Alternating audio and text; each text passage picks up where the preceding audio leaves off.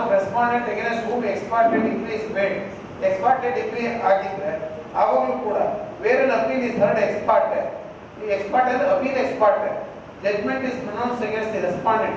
He may apply to the appellate court to rehear the appeal, and if he satisfies, the word again says, if he satisfies the court that the notice was not duly served, the word is used, notice was not duly served, or that he was prevented by sufficient cause from appearing when the appeal was called on for hearing, the court shall, the word is used as court shall, the word is used shall rehear the appeal and such shall as to cause or otherwise as it thinks fit to impose upon him.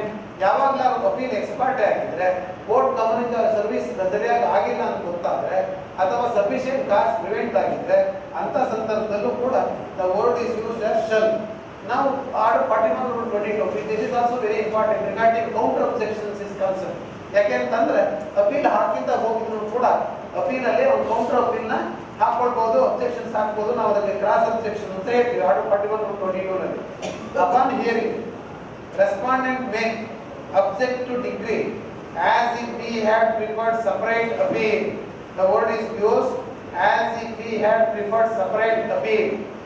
Any respondent, though he may not have appealed from any part of the decree when the Karnataka Amendmental Act, and shall send a copy of its judgment or order to the court from whose decree the appeal is preferred with directions to readmit this one same adala same next subject to the all justice exemptions.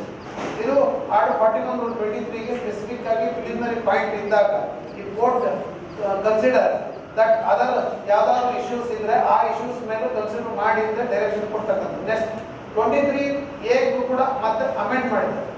Remind in other cases ಅಂದ್ರೆ wear the court from whose decree an appeal is preferred has disposed of the case otherwise than a preliminary point ಅಲ್ಲದೆ ಆಗಿದ್ರೆ and the decree is reversed in appeal and a retrial is considered ಬೇಕು ಅಂತ ಗೊತ್ತಾದ್ರೆ necessary the appellate court shall have the same power as it has under rule 23. appellate court ಗೆ ಅದೇ powers ಕೂಡ ಇದೆ. appellate court shall have the same powers as it has under rule 23. ಅಂದ್ರೆ ಕೆಲವು ಸಂದರ್ಭದಲ್ಲಿ ನಾವೇನ್ ಮಾಡ್ಬೋದು ಅಪರೇಟ್ ಕೋರ್ಟ್ ಅಂತಂದ್ರೆ ಅಪೀಲ್ ಕೇಸ್ ಪೆಂಡಿಂಗ್ ಇಟ್ಕೊಬಿಡೋದು. ಯಾವ್ದಾದ್ರು ಕೇಸಲ್ಲಿ ಟ್ರಯಲ್ ಕೋರ್ಟಿಗೆ ಕಳ್ಸೋದು, ಈ ಇಶ್ಯೂ ಮೇಲೆ ಎವಿಡೆನ್ಸ್ ಇಲ್ಲ, ನೀವು ಎವಿಡೆನ್ಸ್ ನ ರೆಕಾರ್ಡ್ ಮಾಡಿ ಅದ್ರ ಮೇಲೆ ಫೈಂಡಿಂಗ್ ಕೊಡಿ. ಯಾಕೆಂದ್ರೆ ಇನ್ನೊಂದ್ಸರಿ ಪೂರ್ತಿ ಸೆಟ್ ಅಸೈಡ್ ಮಾಡಿಬಿಟ್ರೆ ಅಲ್ಲಿ ಸೆಟ್ ಅಸೈಡ್ ಮಾಡಿದ್ರೆ ಮತ್ತೊಂದ್ಸರಿ ರೆಗ್ಯುಲರ್ ಅಪೀಲ್ ಬರುತ್ತೆ. ಅದು ಬೇಡ ಅಂತೇಳಿ ಎವಿಡೆನ್ಸ್ ರೆಕಾರ್ಡ್ ಮಾಡು, ಅದ್ರ ಮೇಲೆ ಇನ್ನೊಂದು ಫೈಂಡಿಂಗ್ ಮಾಡು, ಕಳಿಸು, ನಾವು ಕೋರ್ಟಲ್ಲಿ ಇಟ್ಕೊಂಡಿರ್ತೀವಿ, ಆಮೇಲೆ ಡಿಸೈಡ್ ಮಾಡ್ತೀವಿ ಎಂದು ಮಾಡ್ಬೋದು. ಇದು ಮತ್ತೆ ಅಲ್ಲಿರ್ತಕ್ಕಂಥ ಪ್ರಾವಿಷನ್ ಆನ್ ಸುದೇಶ್ 24 ಕೂಡ where evidence on record sufficient ಕೋರ್ಟ್ನವ್ರಿಗೆ ಏನು ಗೊತ್ತಾಗ್ತದೆ, ಎವಿಡೆನ್ಸ್ ಇರೋ ಸಫಿಷಿಯಂಟ್ ಅಂತ ಗೊತ್ತಾಗ್ತದೆ ಫಸ್ಟ್ ಅಪಲೇಟ್ ಕೋರ್ಟ್ಗೆ. Appellate court may determine case finally. ಅದೇ ಕೋರ್ಟಿಗೆ ಗೊತ್ತಾದ್ರೆ ಎವಿಡೆನ್ಸ್ ಸಫಿಷಿಯಂಟ್ ಇದೆ ಅಂದ್ರೆ ಅವರೇ ಡಿಸೈಡ್ ಮಾಡ್ಬೋದು. Where evidence upon the record is sufficient to enable the appellate court to pronounce judgment. The appellate courts may after resettling the issues, the word is used, resettling the issues if necessary, finally determine the suit, notwithstanding that the judgment of the court from whose decree the appeal is preferred has proceeded wholly upon some ground other than that on which the appellate court proceeds.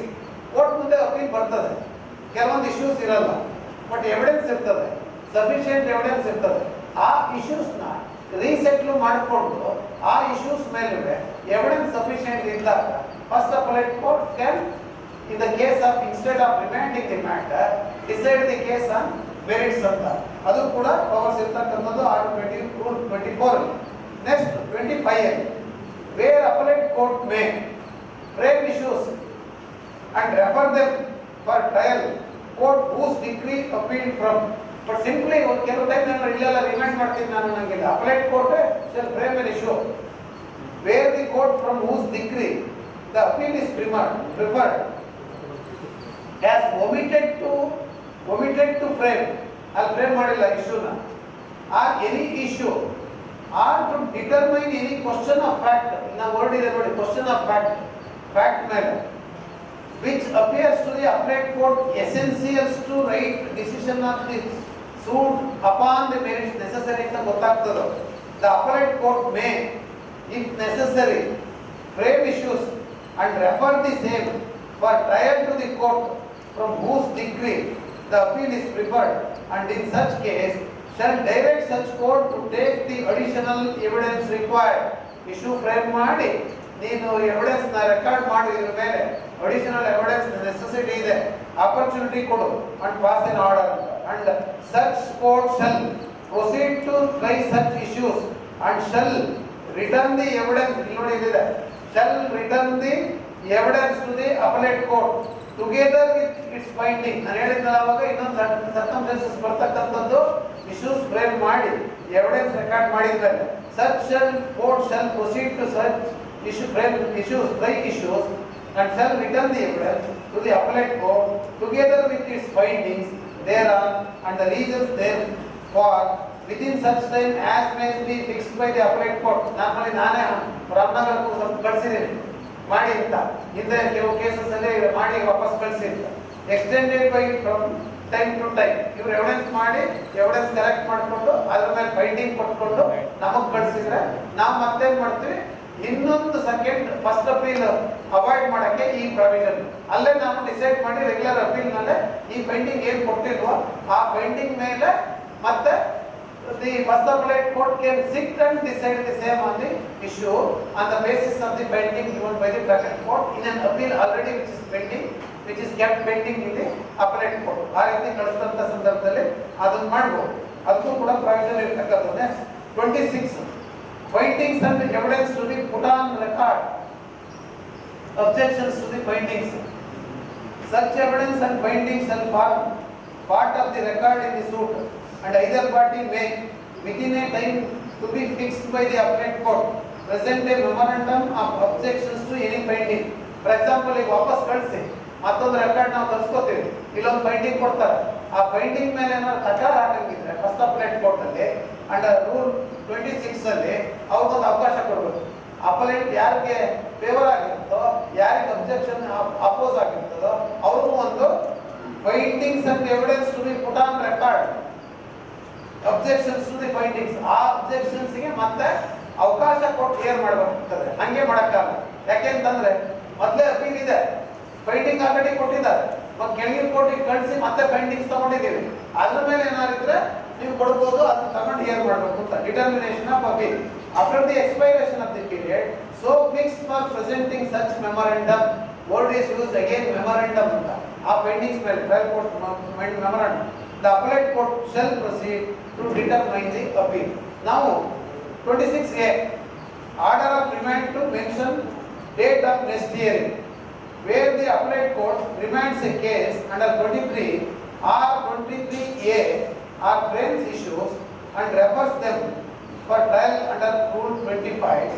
It shall fix a date for the appearance of parties before the court from whom decree the appeal was preferred for the purpose of receiving the directions of the court as to the purpose proceeding in the suit. Again, amendment ಮಾಡಿ order of remand ಇದ್ದಾಗ mention date of next hearing, ಅದನ್ನು ಕೂಡ date fix ಮಾಡಿಕೊಂಡು hearing ಮಾಡಿ opportunity ಕೊಟ್ಟು ಮಾಡಬೇಕು. ನಾವು appellate jurisdiction regarding order 41 rule 27 ನಿಮಗೆಲ್ಲ ಗೊತ್ತಿದೆ. 41 ರೂಲ್ 27 ಇನ್ವೇರಿಯಬಲಿ ಅಪ್ಲಿಕೇಶನ್ಸ್ ಬರ್ತದೆ ಫಸ್ಟ್ ಅಪಲೇಟ್ ಕೋರ್ಟ್. ಅದು ಏನು ಅಂತಂದ್ರೆ ಪ್ರಾವಿಷನ್ ಇಸ್ ವೆರಿ ಕ್ಲಿಯರ್, ಈ ಮಸ್ಟ್ ಬಿ ಡೆಲಿಜೆಂಟ್ ಅಂತ. ಸುಮ್ಮನೆ ನಾನು ಕಣ್ಮುಚ್ಕೊಂಡು ಕೂತ್ಕೊಂಡು ಯಾವಾಗಲೂ ಬಂದು ಹಾಕಕ್ಕಾಗಲ್ಲ, ರೀಸನ್ಸ್ ಕೊಡಬೇಕು. ಆ ರೀಸನ್ಸ್ ಕೂಡ ಹೇಳಿದೆ ಆರ್ಡರ್ 41 ರೂಲ್ 27 ಏನೆಲ್ಲ ಕರೆಕ್ಟ್ ಆಗಿ ಹೇಳಿದೆ.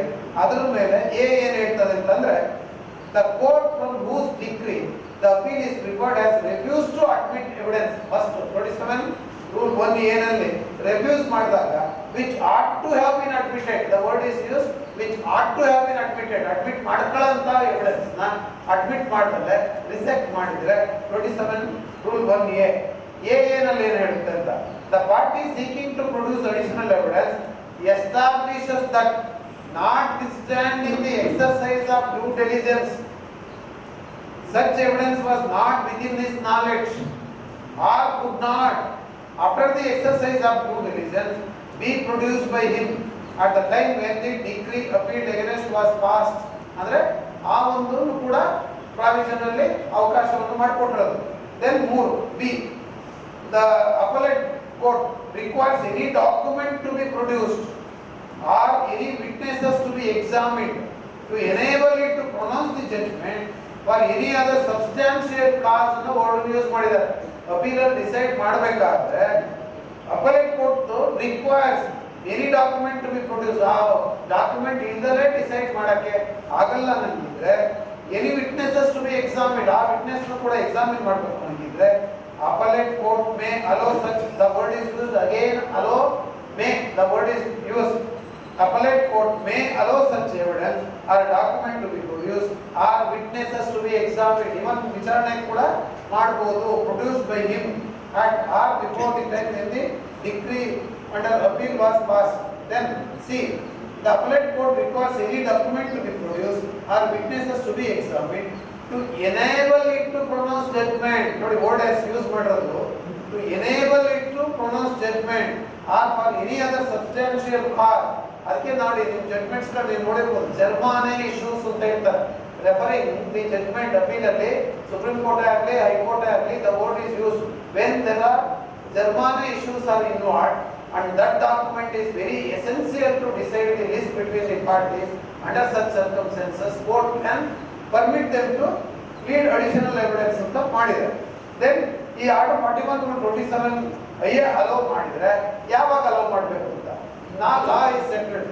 ನೀವು ಆರ್ಡರ್ಸ್ 41/27 ಸಪರೇಟ್ ಆಗಿ ಮಾಡಕ್ಕಾಗಲ್ಲ. ಅಪ್ಲಿಕೇಶನ್ ಅಪೀಲ್ ನ ಡಿಸೈಡ್ ಮಾಡುವಾಗ ಅಲಾಂಗ್ ವಿತ್ ಮೈನ್ ಅಪೀಲ್ ಜೊತೆನೆ ಡಿಸೈಡ್ ಮಾಡಿ ಹಿಯರ್ ಮಾಡುವಂತ ಸಂದರ್ಭದಲ್ಲಿ ಕಂಡು ಬಂದ್ರೆ ಎರಡು ಆಪ್ಷನ್ಸ್ ಇರುತ್ತೆ.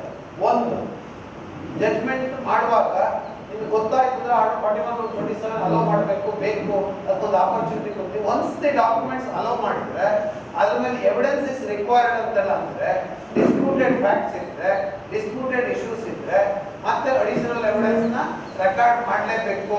ಯಾಕಂದ್ರೆ ಆಪರ್ಚುನಿಟಿ ಕೊಡಬೇಕು. ಆ ಡಾಕ್ಯುಮೆಂಟ್ಸ್ ಮೇಲೆ ಏನ್ ಡಾಕ್ಯುಮೆಂಟ್ಸ್ ಹಾಕಿರ್ತಾರೋ ಅದ್ರ ಮೇಲೆ ನೀವು ಆಪರ್ಚುನಿಟಿ ಕೊಡದಲ್ಲೇ ಪ್ರೊಸೀಡ್ ಮಾಡಕ್ ಆಗಲ್ಲ. ಅದರಿಂದ ಅಡಿಷನಲ್ ಎವಿಡೆನ್ಸ್ಗೆ ಆಪರ್ಚುನಿಟಿ ಕೊಟ್ಟು ಎರಡೂ ಸೈಡ್ಗೆ ಅವಕಾಶ ಕೊಟ್ಟು ಆ ಡಾಕ್ಯುಮೆಂಟ್ಸ್ ಮೇಲೆ ಏನಿದೆಯೋ ಕ್ರಾಸ್ ಎಕ್ಸಾಮಿನೇಷನ್ ಎವಿಡೆನ್ಸ್ ಇವೆಲ್ಲ ಮಾಡಿ ಡಿಸೈಡ್ ಮಾಡಬೇಕಾಗ್ತದೆ. ಅಂದ್ರೆ ನೀವು ಅಪ್ಲಿಕೇಶನ್ ರಿಜೆಕ್ಟ್ ಮಾಡ್ಕೊಂಡ್ರೆ ಅಪೀಲ್ ಆಗ್ಲೇ ಡಿಸ್ಪೋಸ್ ಮಾಡಬಹುದು. when you come to a conclusion that those documents are not necessary for issue decided to be before the court, not the Germanic issues and such circumstances, those documents will not help the any of the parties ಅಂತಂದ್ರೆ ಅಯ್ಯ reject ಮಾಡಿ merits ಮೇಲೆನೆ order ನ ಮಾಡಬಹುದು, necessary ಇಲ್ಲ ಅಂತ ಸಂದರ್ಭದಲ್ಲಿ. ಇನ್ನೊಂದು ನೀವು ಏನ್ ಮಾಡ್ಬೇಕು, ನಾವು ಇನ್ವೇರಿಯಬಲಿ ಸಿ ಅಪ್ಲಿಕೇಶನ್ಸ್ ಇರುತ್ತೆ. ಕೆಲವೊಂದು ಸಂದರ್ಭದಲ್ಲಿ ಅಪೀಲ್ ಜೊತೆಲ್ಲ ಆರ್ಡರ್ 41/27 ಹಾಕಿರ್ತಾರೆ ಅಡಿಷನಲ್ ಡಾಕ್ಯುಮೆಂಟ್ಸ್. ಆರ್ಗ್ಯುಮೆಂಟ್ ಮಾಡುವಾಗ ಎರಡೂ ಲಾಯರ್ಗಳು ಪಾಯಿಂಟ್ ಔಟ್ ಮಾಡಲ್ಲ, ಕೋರ್ಟ್ನವರು ಪಾಯಿಂಟ್ ಫಾರ್ ಕನ್ಸಿಡರೇಷನ್ ಮಾಡಲ್ಲ, ಜಡ್ಜ್ಮೆಂಟ್ ಆಗಿರ್ತದೆ. ಆ ಸಂದರ್ಭದಲ್ಲಿ ಕೆಲವು ಸಂದರ್ಭದಲ್ಲಿ ನಾವೇನ್ ಮಾಡ್ತೀವಿ, ಆ ಮಾಡು ಅಂತ ಹೇಳ್ಬಿಟ್ಟು ಮತ್ತೆ ಅಪಲೇಟ್ ಕೋರ್ಟಿಗೆ ವಾಪಸ್ ಕಳ್ಸಿ ಹಾಕುವಂತ ಸಂದರ್ಭ ಇರ್ತದೆ. ಅದಕ್ಕೆ ನಾನೇನ್ ಹೇಳ್ತಕ್ಕಂಥ ಅಡ್ವೊಕೇಟ್ಸ್ಗಳಿಗೆ ಆ ತರದ ಯಾವ್ದಾದ್ರು ಅಪ್ಲಿಕೇಶನ್ಸ್ ಇದ್ರೆ ನೀವುಗಳು ತಕರಾರು ಹಾಕಿದ್ರೆ at the time of disposal main arguments ಮಾಡುವಾಗ ಕೋರ್ಟಿಗೆ ಹೇಳಬೇಕು, ಇಂಥದ್ದೊಂದು ಆರ್ಡರ್ 41/27 ಅಪ್ಲಿಕೇಶನ್ ಇದೆ, ಅದ್ರ ಮೇಲೆ ಡಿಸೈಡ್ ಆಗಿಲ್ಲ, ನಾನು ಅಬ್ಜೆಕ್ಷನ್ಸ್ ಹಾಕಿದ್ದೀನಿ, ಅದನ್ನು ಕನ್ಸಿಡರ್ ಮಾಡಬೇಕು ಅಲಾಂಗ್ ವಿತ್ ಅಪೀಲ್ ಅಂತ ಕೇಳಬೇಕು. ಹೇಳಿದ್ರೆ ಏನಾಗುತ್ತೆ, ಮತ್ತೊಂದು ರೌಂಡ್ ಆಫ್ ಲಿಟಿಗೇಷನ್ ಆಗ್ತದೆ. RSA ಬರ್ತಾರೆ, RSA ಮೇಲೆ ಅದೇ ಗ್ರೌಂಡ್ ಮೇಲೆ ಬರ್ತಾರೆ, ನಾವು ಅಪ್ಲಿಕೇಶನ್ ಹಾಕಿದ್ದೀವಿ, ಅದು ಡಿಸೈಡ್ ಮಾಡಿಲ್ಲ, ಅಬ್ಜೆಕ್ಷನ್ಸ್ ಹಾಕಿದ್ದೀವಿ, ನೋ ಪಾಯಿಂಟ್ ಫಾರ್ ಕನ್ಸಿಡರೇಷನ್ ಅಂತೆಲ್ಲ ಬರ್ತದೆ. ಯಾಕಂದ್ರೆ ಅದು ಇಲ್ದಲೇ ಡಿಸೈಡ್ ಮಾಡಕ್ಕಲ್ಲ ಅಪೀಲ್. ಒಂದ್ ಸೆಕೆಂಡ್ ಸೆಟ್ ಅಸೈಡ್ ಮಾಡಿ ಮತ್ತೆ ಅಪರೇಟ್ ಕೋರ್ಟಿಗೆ ವಾಪಸ್ ಕಳಿಸ್ತೀವಿ. ಅಂಥದ್ದು ಆಗಬಾರ್ದು, ಅದು ನೀವು ನೋಡ್ಕೊಳ್ಬೇಕಾಗುತ್ತೆ. ಆರ್ಡರ್ 41/27 ಬಂದಾಗ ಇದು ಡೀಟೇಲ್ ಆಗಿ ನೋಡ್ಬೇಕು. ಇದ್ರಲ್ಲಿ ಬಹಳಷ್ಟು ಜಡ್ಜ್ಮೆಂಟ್ಸ್ ಗಳಿದೆ, ನೀವು ನೋಡಿ ಅದನ್ನ ನೋಡ್ಬೇಕಾಗ್ತದೆ. ಎಲ್ಲ ಜಡ್ಜ್ಮೆಂಟ್ಸ್ ಹೇಳಕ್ಕಾಗಲ್ಲ. ಬಟ್ ಇನ್ನೊಂದು ಅದಕ್ಕೂ ಕೂಡ ಹೇಳ್ತಾರೆ, mode of taking additional evidence rule 28 ಹೇಳ್ತದೆ.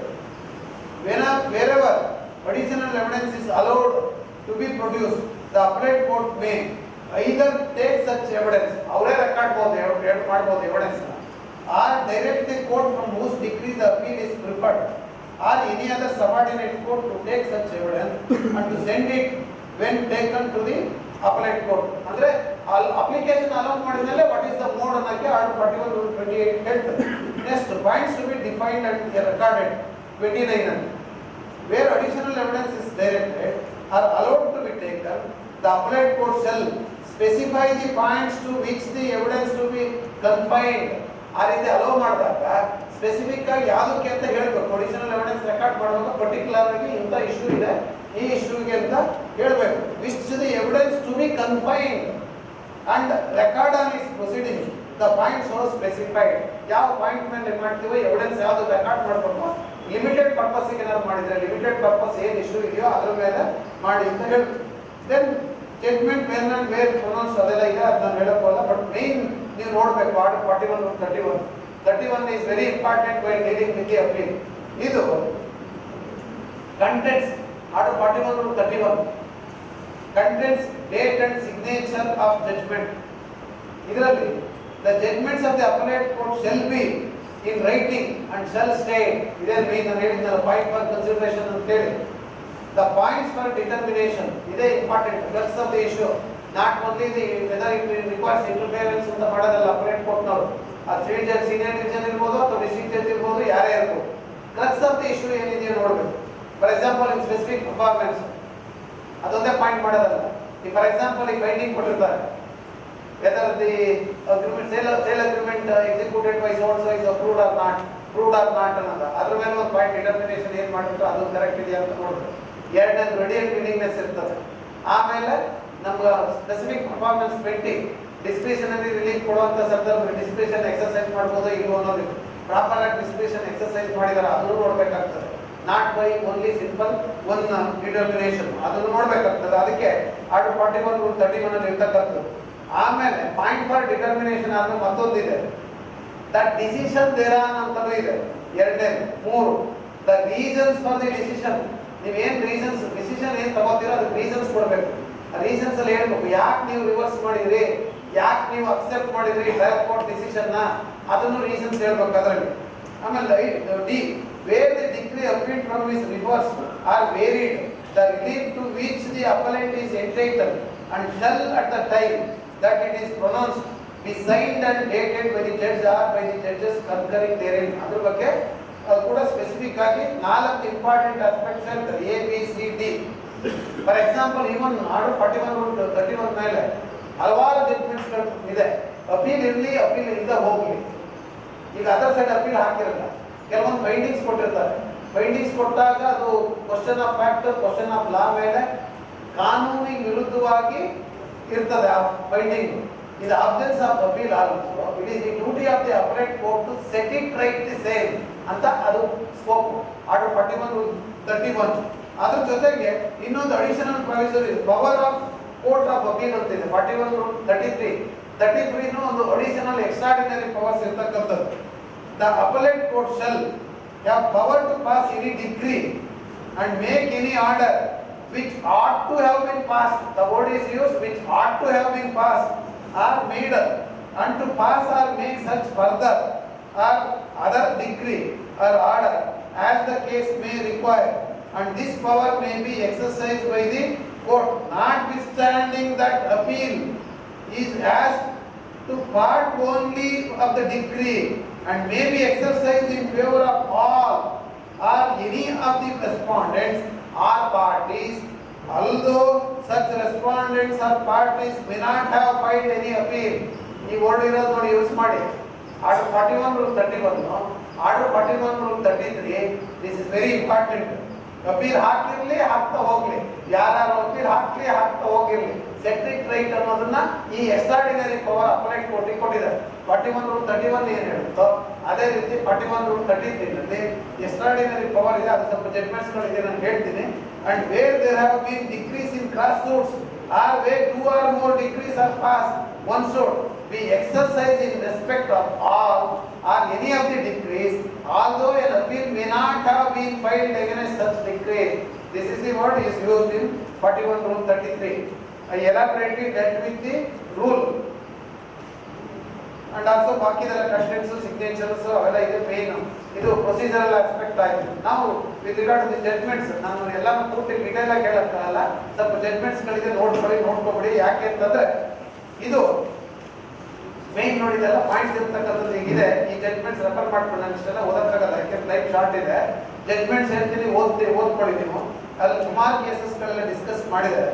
ಫಸ್ಟ್ ಅಪಲೈಟ್ ಕೋರ್ಟ್ ಏನು ಅಂತಂದ್ರೆ ಡೈರೆಕ್ಟ್ ಒರಿಜಿನಲ್ ಕೋರ್ಟ್ ಇದ್ದಂಗೆ. ಈ ಜಡ್ಜ್ಮೆಂಟ್ ಏನಂದ್ರೆ C Venkataswamy versus H N. Shivanna ಅಂತ decided on 4/12/2017 Manu /SC 1518 independent conclusion trial court ಏನಾದ್ರು ಕೊಟ್ಟಿರಲಿ for reasons assign either affirming or differences ಅಂತ. ಅದರಲ್ಲಿ ಇನ್ನೊಂದು ಜಡ್ಜ್ಮೆಂಟ್ ಇದೆ, ನಾವು ನೋಟ್ ಮಾಡ್ಕೊಳ್ಳಿ.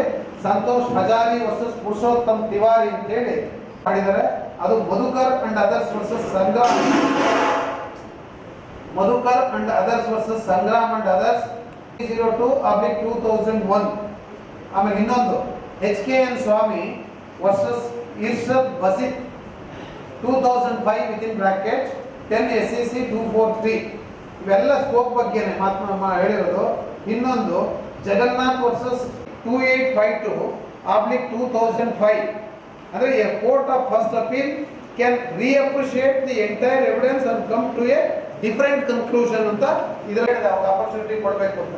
ಅದಕ್ಕೆ to take recourse remanding entire matter under Article 41 Rule 23A for retrial or 2 to make limited remand under Article 41 Rule 25 by retaining main appeal with itself 25 ಹೇಳ್ತದಲ್ಲ, so that parties can lead evidence on particular issues in light of additional evidence and then to decide main appeal on merits.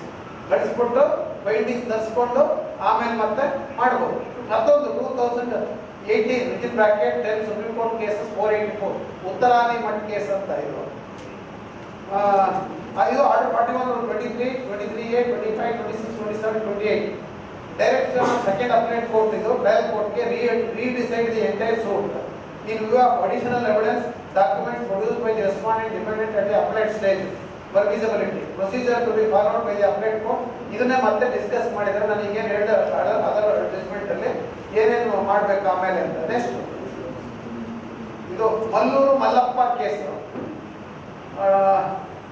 Civil appeal number 1845/2020 decided on 12/2/2020 Manu /SC 0166. ಇದರಲ್ಲೂ ಕೂಡ order 41 31 ನ refer ಮಾಡಿದೆ. ನಾನು ಈಗಾಗಲೇ ಹೇಳಿದ scope section 96 ಬಗ್ಗೆ ಹೇಳಿದ್ದಾರೆ. ಆಮೇಲೆ ಇನ್ನೊಂದು ಜಡ್ಜ್ಮೆಂಟ್ 2014 ಬರ್ಕೊಳ್ಳಿ ಇನ್ ವಿನೋದ್ ಕುಮಾರ್ ವರ್ಸಸ್ ಗಂಗಾಧರ್. ಅದರಲ್ಲೂ ಕೂಡ ಸುಪ್ರೀಂ ಕೋರ್ಟ್ ನವರು Manu /SC 0946/2014 equivalent judgment 2015 within bracket 1 SCC 391. ಅಂದ್ರೆ principles to be borne in mind why pass disposing of first appeal ಏನೇನು ಮಾಡಬೇಕು ಅಂತ ನಿಮಗೆ ಹೇಳಿದ್ದಾರೆ. ಶಶಿಧರ್ ಕೇಸ್ ಒಂದಿದೆ, ಅದು ಕೂಡ ನನ್ನ ಹತ್ರ ಇದೆ ಅನ್ಸುತ್ತೆ. ಶಶಿಧರ್ ಇಲ್ಲೇ ನೋಟ್ ಮಾಡ್ಕೊಳ್ಳಿ. 2015 ವಿತಿನ್ ಬ್ರಾಕೆಟ್ 11 SCC 269 ಪ್ಯಾರಾ 21 ಓದಿ ಅದರಲ್ಲಿ ಅದು ಕೂಡ ಡಿಸ್ಕಷನ್ ಮಾಡಿದರೆ scope of appeal is concern. ನಿಮಗೆ ಇದೆಲ್ಲ ಎಲಾಬ್ರೇಟ್ ಅಪೀಲ್ಗೆ ಅನುಕೂಲ ಆಗ್ತದೆ. ಇನ್ನೊಂದು 2021 within bracket 9 Supreme Court cases 501 B.N. Krishnamurthy and another versus Ravi Kumar and others. Appeal from original decree maintainability ಇದ್ದಾಗ ಲೋಕಸ್ ಸ್ಟ್ಯಾಂಡಿಂಗ್ ಪರ್ಸನ್ ಅಗ್ರೀವ್ಡ್ ಅಂತ ನೋಡಿ ಇಲ್ಲೊಂದು ಡೆಫಿನೇಷನ್ ಕೊಟ್ಟಿದ್ದಾರೆ. ಪರ್ಸನ್ ಅಗ್ರೀವ್ಡ್ ಯಾರ್ಯಾರು ಅನ್ನೋದಕ್ಕೆ ಒಂದು ಡಿಸ್ಕಷನ್ ಇದೆ ಇದರಲ್ಲಿ. Person aggrieved does not include A person who suffers from A psychological or imaginary injury, but a person aggrieved must be necessarily be one whose right or interest has been adversely affected or jeopardized. Anama word use madidare. In case if he is not a party but if right is affects in the decision of this case avaga one party ಮಾಡ್ಕೊಂಡು ಮಾಡಬೇಕು. ಅದನ್ನ ಕೆಲವು ಸಂದರ್ಭ ಹೇಳ್ತೇನೆ, ಅದನ್ನು ಕೂಡ ಅದನ್ನ ಹೇಳ್ತೇನೆ. whose right or interest has been adversely affected or jeopardized ಅನ್ನೋ ವರ್ಡ್ ಯೂಸ್ ಮಾಡಿದರೆ ಅಗ್ರೀವ್ಡ್ ಪರ್ಸನ್ ಗೆ. ನೀವು ಯಾರು ಅಗ್ರೀವ್ಡ್ ಪರ್ಸನ್ ನಿಮ್ಮ ಹತ್ರ ಬರ್ತಾನೆ, ಈ ಜಡ್ಜ್ಮೆಂಟ್ ಆಗಿದೆ, ಈ ಜಡ್ಜ್ಮೆಂಟ್ ಅಲ್ಲಿ ನನ್ನ ಪಾರ್ಟಿ ಅಲ್ಲ, ಆದ್ರೂ ನನ್ನ ರೈಟಿಗೆ ನನ್ನ ಹಕ್ಕಿಗೆ ಚ್ಯುತಿ ಬರುತ್ತೆ. ಆಗ within the definition of aggrieved person is concern. By relying upon this judgment you can come before the court. This is very important judgment also. Right affect ಆದಂತ ಸಂದರ್ಭದಲ್ಲಿ. Next 2021 within bracket 5 Supreme Court cases 241 H.S. Gautam versus Ramamurthy and another connected matter. ಇದರಲ್ಲಿ 41 rule 27 to 29 discuss ಆಗಿದೆ. ಅಂದ್ರೆ 27 ಏನಂತಂದ್ರೆ document produce ಮಾಡೋದು ನಿಮಗೆ ಗೊತ್ತಿದೆ. Unless and until procedure under 41 rule 27 to 29 is followed, Parties to appeal cannot be permitted to lead additional evidence or appellate court is not justified to direct court from whose decree appeal is preferred or any other subordinate court to take such evidence and to send it when taken to appellate court. ಅಂದ್ರೆ ಏನಂದ್ರೆ ಈ rule 27 to 29 ಏನಿದೆಯೋ ಅದನ್ನ comply ಮಾಡಬೇಕು. Comply ಮಾಡಿದ್ರೆ ಮಾಡ್ಲಿಕ್ಕೆ ಬರೋದಿಲ್ಲ ಅಂತ. ನೆಕ್ಸ್ಟ್ 2022 ಲೈವ್ ಲಾ SC 374 ಈಸ್ಟರ್ನ್ ಕೋಲ್ ಫೀಲ್ಡ್ಸ್ ಲಿಮಿಟೆಡ್ ಅಂಡ್ ಅದರ್ಸ್. ಇದರಲ್ಲಿ 41 ರೂಲ್ 33 ನಾನು ಹೇಳಿದೆ ಎಕ್ಸ್ಟ್ರಾರ್ಡಿನರಿ ಪ್ರೊವಿಷನ್ ಇದೆ, ಪವರ್ಸ್ ಇದೆ ಅಂತ ಹೇಳಿದೆ. ಇದರಲ್ಲಿ ಡಿಸ್ಕಸ್ ಮಾಡಿದ್ದಾರೆ ನೋಡಿ, ಜಸ್ಟಿಸ್ KM ಜೋಸೆಫ್ ಅವರ ಜಡ್ಜ್ಮೆಂಟ್. ಇವರು ಸುಮಾರು ಜಡ್ಜ್ಮೆಂಟ್ ನ ಡಿಸ್ಕಸ್ ಮಾಡಿದ್ದಾರೆ. ಅದರಲ್ಲಿ ಮೇನ್ ಪ್ಯಾರಾಗ್ರಾಫ್ ನಂಬರ್ 13 ನಲ್ಲಿದೆ ಡಿಸ್ಕಷನ್. ಆರ್ಡರ್ 41 ರೂಲ್ 33 ನಲ್ಲಿ ಎಷ್ಟು ಚೆನ್ನಾಗಿ ಹೇಳಿದ್ದಾರೆ ಅಂದ್ರೆ, order 41 rule 33 no doubt close the appellate court with an extraordinary power which however is a rare jurisdiction. It is open to reach justice in the special facts of a case. It is not an ordinary rule to be applied across the board in all the appeals. In fact, the principle is inter alia. No doubt that even there is no appeal by any of the parties in the proceeding, an order can be passed in his favor in the appeal carried by the other side. Any order which ought to have been passed can be passed. ಇದು provision discussion ಮಾಡಿರ್ತಕ್ಕಂಥ ನಾನು extraordinary power ಬಗ್ಗೆ ಹೇಳಿದೆ. Order 41 rule 33 ಮೇಲೆ. Then 2022 within bracket 7 supreme court cases 247 Sanjay Kumar Singh versus state of Jharkhand. ಇದರಲ್ಲೂ order 41 rule 27 ನಾನು ಹೇಳಿದೆ 21 invoke ಮಾಡುವಾಗ ಏನೇನು ಮಾಡಬೇಕು ಅಂತ ಹೇಳಿ. Admissibility of additional evidence in appellate court not abuse in the court of original jurisdiction. True test for ಅಂತ ಹೇಳ್ತಾರೆ. Admissibility of additional evidence under Article 41 of 27 CPC does not depend upon the relevancy of the issue on hand or whether the applicant had an opportunity for producing such evidence at an earlier stage or not, but it depends upon whether or not appellate court requires the evidence. ನಾನು ಹೇಳಿದೆ 47 rule A B C D discuss ಮಾಡುವಾಗ evidence ought to be adduced to enable it to pronounce the judgment or for any other substantial cause, that is whether such additional evidence has a direct bearing on pronouncement of the judgment. ಇದು A to C ಇದ್ರ ಮೇಲೆ ಬಂದಿರತಕ್ಕಂತ judgment. ಕೆಲವು ಟೈಮಲ್ಲಿ discussion ಮಾಡುವಾಗ ಈ material ಇಲ್ಲದಲ್ಲೇ judgment ಮಾಡ್ಲಿಕ್ಕೆ ಸಾಧ್ಯ ಇಲ್ಲ ಅನ್ನೋ ಸಂದರ್ಭದಲ್ಲಿ ಇಂಥ ಮೆಟೀರಿಯಲ್ ಕೂಡ ಕನ್ಸಿಡರ್ ಮಾಡಬೇಕಾಗ್ತದೆ. ಇನ್ನೊಂದು Manjula and others 2022 within bracket 3 Supreme Court cases 90 Manjula and others versus Shyam Sundar. ಇದರಲ್ಲಿ ನೋಡಿ ಸೆಕ್ಷನ್ 96 ಡಿಸ್ಕಸ್ ಮಾಡಿದ್ದಾರೆ ಪ್ಯಾರಾ 8 ಅಲ್ಲಿ. ಅದೇ ರೀತಿ ಆರ್ಡರ್ 41 ರೂಲ್ 31 CPC ಅದನ್ನು ಕೂಡ ಡಿಸ್ಕಸ್ ಮಾಡಿದ್ದಾರೆ. ಅದನ್ನು ನೀವು ಡಿಸ್ಕಸ್ ಮಾಡಬೇಕಾದ್ರೆ ನಾವು ಓದಬೇಕಾದ್ರೆ ಪ್ಯಾರಾಗ್ರಾಫ್ ನಂಬರ್ 8. ದೆನ್ ನಾನು ಈಗ ಹೇಳಿದೆ ಒಂದು ವರ್ಡ್ ಯೂಸ್ ಮಾಡಬೇಕು. ಕ್ರಕ್ಸ್ ಆಫ್ ದಿ ಇಶ್ಯೂ ಏನಿದೆ, ಕ್ರಕ್ಸ್ ಆಫ್ ದಿ ಇಶ್ಯೂಸ್ನ ಅವರು ಕನ್ಸಿಡರ್ ಮಾಡಿದರೆ ಪಾಯಿಂಟ್ ಫಾರ್ ಕನ್ಸಿಡರೇಷನ್ ಆಗಿರ್ತದೆ. ಅದು ಒಂದೇ ಗ್ರೌಂಡ್ ಮೇಲೆ ನಾವು ರಿಮೈಂಡ್ ಮಾಡೋಕ್ಕಾಗುತ್ತಾ ಅಥವಾ ಸೆಟ್ ಅಸೈಡ್ ಮಾಡೋಕ್ಕಾಗುತ್ತಾ ಅಂತ. ಅದಕ್ಕೆ ಒಂದು ಮೋರ್ ಜಡ್ಜ್ಮೆಂಟ್ ಇದೆ ನೋಡಿ 2023 within bracket 13 SCC 1 order 41 rule 23A ಬಗ್ಗೆ 23 ಬಗ್ಗೆ 27 ಬಗ್ಗೆ. Words the evidence if any recorded during the original trial shall, subject to all just exceptions, be evidence during the trial after remand. In Article 41 Rule 23 CPC, implication of order of remand must be complied with in true spirit. ಏನು remind ಮಾಡಿರ್ತಾರ ಆ ಉದ್ದೇಶ ಏನಿದೆಯೋ ಅದನ್ನ must be complied with in true spirit. Effect of order of remind law clarified. Remand order permitting one party to lead evidence, further evidence, it does not efface evidence already on record. ಅಂದ್ರೆ already evidence ಏನಿದೆಯೋ that cannot be ignored also ಅಂತ. Evidence ಏನು ಮಾಡಿ remind ಮಾಡಿದ್ರು ಕೂಡ high court remanded the matter to trial court for fresh disposal by affording opportunity to defendants to lead evidence. Supreme Court in further appeal modified High Court's order and remanded matter to the High Court for further fresh disposal of appeal with further direction to trial court to record evidence as directly by High Court and forward it along with report to enable High Court to dispose of the appeal, taking into account additionally recorded evidence of defendants as well. And the effect of Supreme Court's order of remand was not to efface evidence already on record, but to report to High Court additionally recorded evidence, practice and procedure. ಅದನ್ನ ಏನು procedure follow ಮಾಡಬೇಕು ಅನ್ನೋದನ್ನ ಈ judgment ನಲ್ಲಿ ಹೇಳಿದ್ದಾರೆ. ಇದು elaborate discussions ಇದೆ ನೋಡಿ, ಇದನ್ನ ರಿಮೈಂಡ್ ಮಾಡಿದ್ದಾರೆ. ಅಮೆಂಡ್ಮೆಂಟ್ ಆಫ್ ರಿಟರ್ನ್ ಸ್ಟೇಟ್ಮೆಂಟ್ ಇದೆ, ಮತ್ತೆ transfer of possession of property pending ಇಲ್ಲೇ ಇದೆ. ಅದೆಲ್ಲ ಇಶ್ಯೂಸ್ ಬಂದಾಗ ಮತ್ತೆ ಮ್ಯಾಟರ್ನ ಸುಪ್ರೀಂ ಕೋರ್ಟ್ ನ ಡೈರೆಕ್ಟ್ ಮಾಡಿ ಕಳಿಸಿರ್ತಕ್ಕಂಥದ್ದು suit for permanent and mandatory injunction ಇದ್ದಾಗ ಮೇಂಟೈನಬಿಲಿಟಿ ಡಿಸ್ಕಸ್ ಮಾಡಿದ್ದಾರೆ. ನಾವು one more judgment 2023 10 Supreme court cases 531 limitation act. ನಾನು ಅವಾಗ ಹೇಳಿದೆ ಸೆಕ್ಷನ್ 3 ಏನಲ್ಲಿ ನೀವು ಲಿಮಿಟೇಷನ್ ಬಂದಾಗ ಏನು ಮಾಡಬೇಕು ಅಂತ. ಅದಕ್ಕೆ sufficient cause interpretation of methodology in deciding application for condonation of delay, ಅದರ ಬಗ್ಗೆ ಹೇಳಿದೆ, ರೀಟ್ರೇಟ್ ಮಾಡಿದೆ. Approach of courts where state is applicated, principle summarise ಅದನ್ನು ಕೂಡ ಹೇಳಿದೆ. For sufficient cause to receive liberal treatment, the same must fall within reasonable time through proper conduct of the party concerned ಅಂತ. Liberal approach ಮಾಡಬೇಕಾದ್ರೂ conduct of the parties ನೀವು ನೋಡಬೇಕಾಗ್ತದೆ. ಸರಿ, ಎಲ್ಲ ಸರಿ, ಲಿಬರಲ್ ಅಪ್ರೋಚ್ ಇಸ್ ಆಲ್ಸೋ ಸರಿ, but conduct also play a role ಅಂತ ಈ ಜಡ್ಜ್ಮೆಂಟ್ ಅಲ್ಲಿ ಲಿಮಿಟೇಷನ್ ಬಗ್ಗೆ ಸೆಕ್ಷನ್ 5 ಬಗ್ಗೆ ಹೇಳಿದ್ದಾರೆ. ಅದರಿಂದ ಅದು ಲಿಮಿಟೇಷನ್ ಸಂಬಂಧಪಟ್ಟದ್ದು. 2024 ಇನ್ನೊಂದು ರೀಸೆಂಟ್ ಜಡ್ಜ್ಮೆಂಟ್ 2024 SEC ಆನ್ಲೈನ್ 4083, ಇದು ಜಸ್ಟಿಸ್ ಬೇಲಾ ತ್ರಿವೇದಿ ಅವರ ಜಡ್ಜ್ಮೆಂಟ್. ಇದು ಆರ್ಡರ್ 41/25 ಮೇಲೆ paragraph number 12. The appellate court may allow evidence or document to be produced or witnesses examined in the circumstances stated therein after recording the reasons for such admission of evidence.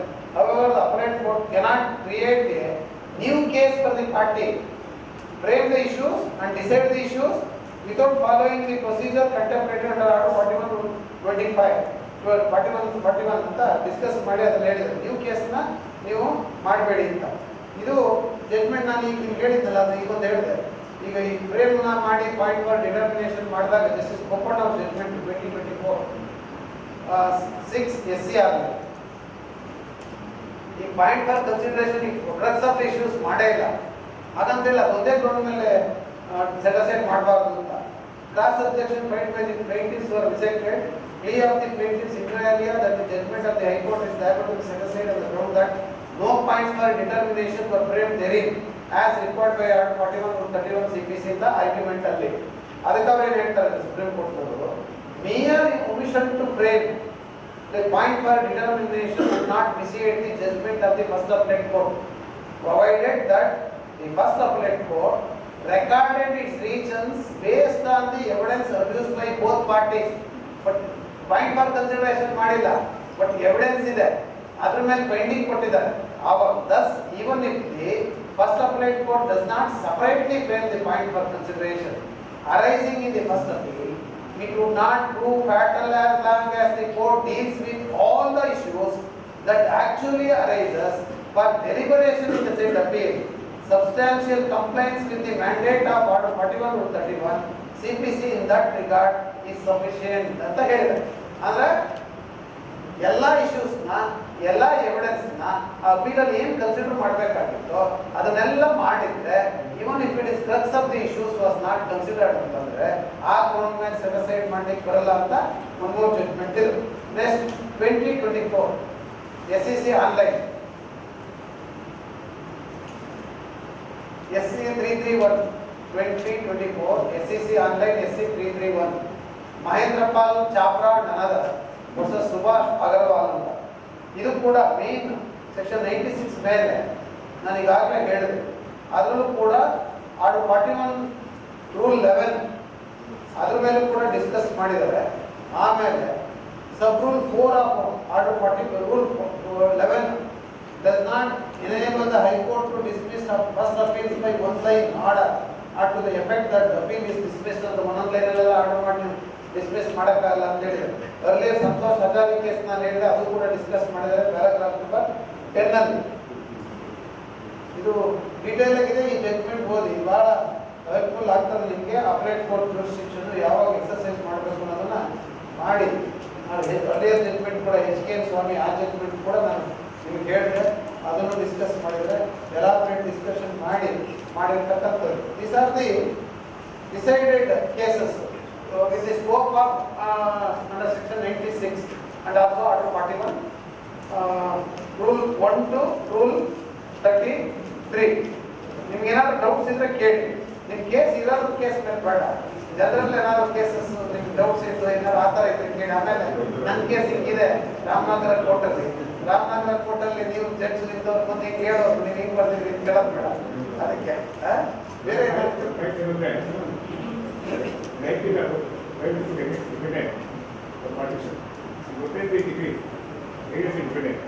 but unfortunately defendant has not it is written statement ಮಾಡಿರ್ತಾರೆ, but defendant has not messaged ಮಾಡಿದ್ರು, but defendant evidence ಕೂಡ ಮಾಡಿರಲ್ಲ, class ಮಾಡಿರಲ್ಲ. but after lapse of 4 years he has filed appeal before the appellate court. ಆಮೇಲೆ appellate court ಅಲ್ಲಿ after lapse of 5 years he has filed appeal, but thereafter he has filed application of Article 57 along with the document before the appellate court. ಈಗ section 5 application result ಮಾಡ್ತಾರೆ ಅಥವಾ ನಮ್ಮ document ಏನು ಹಾಕಿದ್ದಾರೆ ಆ document relay section ನಿಮಗೆ limitation application consider ಮಾಡಬೇಕಾದ್ರೆ section order 41(3)(a) ಇದೆಯಲ್ಲ ಅದನ್ನು ನೋಡಬೇಕು. In case if any order is passed under order 41(27) ಅಂತಂದ್ರೆ ಇನ್ 41(27) ಈಗ ಹೇಳಿದ್ದ A, B, C ಈ ವಿದಿನ್ ದ ಪ್ಯಾರಾಮೀಟರ್ಸ್ ಅಲ್ಲಿ ಅಪ್ಲಿಕೇಶನ್ ಅಲೋ ಮಾಡಿದರೋ ಇಲ್ವೋ ಅನ್ನೋದನ್ನ ನೋಡಬೇಕಲ್ಲ. Sufficient cause preventing these two applications still they are pending in some other courts. ಈಗ the court ಇದೆ first of all limitation first ನೋಡಬೇಕು. yes ನೋಡಬೇಕು. ಅದರೊಳಗೆ ಏನಾಗಿದೆ date of judgment the parties she was not keeping well, she was pervasive. Limitation ಮೇಲೆ consider ಮಾಡುವಾಗ ನೀವೇನು sufficient cost ತೋರಿಸಿರ್ತೀರಿ, application ಏನಿರ್ತದೆ ಅದ್ರ ಜೊತೆಗೆ ಏನು ಡಾಕ್ಯುಮೆಂಟ್ ಹಾಕಿರ್ತೀರಿ, ಅಪರೇಟ್ ಕೋರ್ಟಲ್ಲಿ ನೀವು ಲಿಮಿಟೇಷನ್ ಮೇಲೆ ಎವಿಡೆನ್ಸ್ ಮಾಡುವಾಗ ಏನೇನು ದಾಖಲೆ ಕೊಟ್ಟಿರ್ತೀರಿ ಅದನ್ನು ನೋಡಬೇಕಾಗ್ತದೆ. ಲಿಮಿಟೇಷನ್ ಸಂಬಂಧಪಟ್ಟಂತೆ ಆ ಲಿಮಿಟೇಷನ್ ಅಪ್ಲಿಕೇಶನ್ ಸೆಟ್ ಅಸೈಡ್ ಮಾಡಿದ್ರೆ ಅಪರೇಟ್ ಕೋರ್ಟಲ್ಲಿ again matter will come back to ಅಂದ್ರೆ ಈಗ first appellate court second appeal ಆದರೆ ಫಸ್ಟ್ ಅಪೀಲೇಟ್ ಕೋರ್ಟ್ ಆದರೆ ಆ ಡಿಲೇ ಕಂಟ್ರೋಲ್ ಮಾಡಿದ್ರೆ ಮೆರಿಟ್ಸ್ ಮೇಲೆ ಕನ್ಸಿಡರ್ ಮಾಡ್ತಾರೆ. ಆ ಮೆರಿಟ್ಸ್ ಮೇಲೆ ಕಂಟ್ರೋಲ್ ಮಾಡುವಾಗ ಆರ್ಡರ್ 41(27) ಕನ್ಸಿಡರ್ ಮಾಡೋದೇನೆ ಮೆರಿಟ್ ಮೇಲೆ. ಆವಾಗ ಆ ಮೆರಿಟ್ ಅಪೀಲ್ ಮಾಡುವಾಗ ಅದು ನೋಡ್ಬೇಕು. ಡಿಲೇ ಅದಕ್ಕೆ ನಾನು ಹೇಳಿದ್ದು ಡಿಲೇ ಸಫಿಷಿಯಂಟ್ ಕಾಸ್ ಇದ್ರೆ ಮಾಡ್ತಾರೆ, ಇಲ್ಲ ಅಷ್ಟೇ. ಎನ್ಕ್ವೈರಿ ಅಷ್ಟು ಬೇಕಂತ ಅಷ್ಟೇ. ಡಿಲೇ ಮಾಡಿ ನಾನು ಈಗಾಗಲೇ ಹೇಳಿದೆ ಅದಕ್ಕೆ order 41(27) to be considered along with main appeal only, separate ಮಾಡೋಕ್ಕಾಗಲ್ಲ. ನನ್ನ ಮುಂದೆ ನಮ್ಮ ಹೈಕೋರ್ಟ್ನವರ ಯಾರು ಮಾಡಿದ್ರು, ನಾನೇ ಆರ್ಡರ್ ಸೆಟ್ ಮಾಡಿದ್ರು ಈ ಆರ್ಗ್ಯೂ ಆಫ್ ಮೆರಿಟ್ಸ್ ಅಂತ ಮಾಡಿದ್ರು. ಅಲಾಂಗ್ ವಿತ್ ಆರ್ಡರ್ 41(27) ಮಾಡಿದ್ರು. ಕೆಲವು ಸಂದರ್ಭದಲ್ಲಿ ಡೈರೆಕ್ಟ್ ಹೈಕೋರ್ಟ್ ಜಡ್ಜ್ ಆಗ್ಬಿಡ್ತಾರೆ, ಅಲ್ಲಿಂದ ಗೌರ್ಮೆಂಟ್ ಇಂದ ಬಂದು ಏನೋ ಮಾಡ್ಕೊಂಡು ಅವ್ರು ಯಾವುದೋ ಒಂದು ಯಾವುದು ನಡೆಸಿರಲ್ಲ, ಇಲ್ಲಿ ಬಂದು ಹಿಂಗೆ ಮಾಡಿರ್ತಾರೆ. ಆವಾಗ ಏನು ಮಾಡೋಕ್ಕಾಗಲ್ಲ, ನಮ್ಗೆ ಯಾರು ಸೆಕ್ರೆಟರಿ. ಏನೇ ಅದರ ಡೌಟ್ಸ್ ರಿಲೇಷನ್ ಬೇಕು ಅಂತ ಕೊಡುತ್ತೆ ನನಗೆ, ಬಟ್ ನೀವು ಡಿಸ್ಟ್ರಿಬ್ಯೂಟ್ ಮಾಡ್ತೀವಿ. ಹೇಳಿ ಹೈಕೋರ್ಟಲ್ಲಿ ನಾವು ಜಡ್ಜ್ಮೆಂಟ್ ಕೊಡ್ತಾ ಇರ್ತೀವಿ. ನನಗೆ ಡೌಟ್ ಅಷ್ಟೇ, ಇಲ್ಲಿ ಒಂದು 20 ಜಡ್ಜ್ಮೆಂಟು ಅದು ಅನ್ವಯ ಆಗುತ್ತೋ ಆಗಲ್ಲ, ಒಂದೇ ಲೈನ್ ನಾಟ್ ಅಪ್ಲಿಕಬಲ್ ಅಂತ ಆಗೋದು ಏನು ಮಾಡೋದು? ಅದಕ್ಕೆ ನಾನೇನು ಮಾಡೋದು ಒಂದೇ ಹೇಳ್ತೀನಿ, ನನ್ನ ಸಜೆಷನ್ಸ್ ಇಬ್ಬರು ಅಡ್ವೊಕೇಟ್ ಸಂಬಂಧಪಟ್ಟ ಸುಮ್ಮನೆ ಒಂದು 20 ಜಡ್ಜ್ಮೆಂಟ್ ಹಾಕೋಬಂದು ಆ ಕೇಸಲ್ಲಿ ನಮ್ಗಳಿಗೆ ಅಡ್ವೊಕೇಟ್ಸ್ಗಳಿಗೆ ಪಾಯಿಂಟ್ ಆಫ್ ಡಿಸ್ಪ್ಯೂಟ್ ಏನಿರ್ತದೆ ಅದ್ರ ಮೇಲೆ ಜಡ್ಜ್ಮೆಂಟ್ ಯಾವುದೈತೆ ಇರ್ತದೋ ರೆಲೆವೆಂಟ್ ಜಡ್ಜ್ಮೆಂಟ್ನ ಕೋರ್ಟ್ ಮಾಡಿ ಹಾಕ್ಬಿಟ್ರೆ 20 ಹಾಕೋದ್ರಿಂದ ಒಳ್ಳೇದು. ಒಂದು ಮೊಬೈಲ್ ಒಪ್ಕೋತೀನಿ, ಅದು ಒಂದು. ಎರಡನೇದು ಏನು ಅಂತಂದ್ರೆ ಜಡ್ಜ್ಮೆಂಟ್ ಕೋರ್ಟ್ ಮುಂದೆ ಕೊಟ್ಟಾಗ ನಾವು ಆ ಕೇಸ್ಗೆ ಅಪ್ಲಿಕಬಲ್ ಆಗುತ್ತೋ ಇಲ್ವೋ ಅನ್ನೋದನ್ನ ಆ ಕೇಸಿನ ಫ್ಯಾಕ್ಟ್ಸು ಈ ಕೇಸಿನ ಫ್ಯಾಕ್ಟ್ಸು ಏನಿದೆ ಅದನ್ನ ಒಂದು ಲೈನಲ್ಲಿ ಆರ್ಡರ್ ಹೇಳಿ ಅಟ್ಲೀಸ್ಟ್ ಡಿಸೈಡ್ ಮಾಡ್ಬೋದು. ನಾಟ್ ಅಪ್ಲಿಕಬಲ್ ಅಂತ ಒಂದೇ ಸೆಂಟೆನ್ಸ್ ಅಲ್ಲಿ ಬರೆಯೋದು ತಪ್ಪು ಅಷ್ಟೇ. ಯಾಕೆಂದ್ರೆ ಅದು ಎಲ್ಲರೂ ಏನಾಗುತ್ತೆ ಅಂದ್ರೆ ಅದು ನಾನು ಯಾಕೆ ಅಂತ ಹೇಳ್ತೀನಿ ಅಂದ್ರೆ ಅದನ್ನ ಇಲ್ಲೇ ನಮ್ಮ ಜಡ್ಜ್ಗಳು ನೋಡಿ ಮಾಡ್ಬಿಟ್ರೆ ಹೈಕೋರ್ಟಿಗೆ ಬರೋದು ತಪ್ಪುತ್ತೆ ಅಲ್ವಾ? ನನಗೆ ಗೊತ್ತಿಲ್ಲ.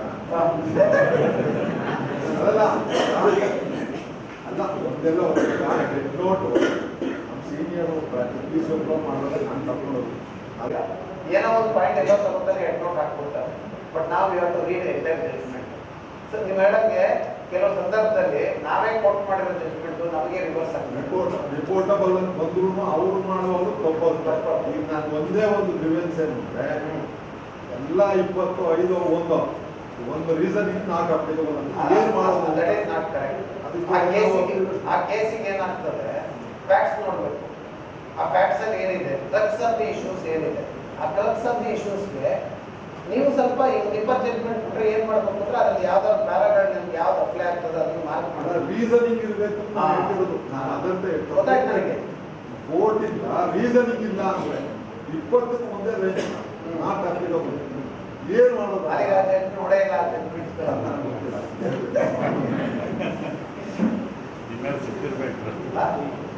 ಓದಿಲ್ಲ ಅಂತ, ಜಡ್ಜ್ಮೆಂಟ್ಸ್ ಕಡೆ ತಿರುಗೂ ನೋಡಿಲ್ಲ ಅಂತ. ಈಸಿ ಈಸಿ ಬರ ನಿಮ್ಮ ಮೇಲೆ ಸಿಟ್ಟಿರ್ಬೇಕು ಅಂತ ನಿಮ್ಮ ಮೇಲೆ ಸಿಟ್ಟಿರ್ಬೇಕು ಅವ್ರ ಮೇಲೆ ಅಂತ ಇರಲ್ಲ ಇಲ್ಲ ಸೋಮಾರಿಗಳಿರ್ತಾರೆ ಸೂಪರ್ಫಿಷಿಯಲ್ ಸ್ವಲ್ಪ. ಬೇಕಾದ್ರೆ ನೀವೇ ನೋಡಿ, ಅರ್ಲಿಯರ್ಗೂ ಈಗಿನ ಜನ್ರೇಷನ್ಗೂ ಹಳೆಯ ಜನ್ರೇಷನ್ಗೂ ನೋಡಿ. ಹಳೆ ಜನ್ರೇಷನ್ಸ್ ಎಲ್ಲ ಇಷ್ಟು ಬುಕ್ ಇಡೀ ಬುಕ್ಸ್ ತಗೊಂಡು ನಾನೇ ನಮ್ಮ ಮುಂದೆನೇ ನೋಡಿದ್ದೀನಿ.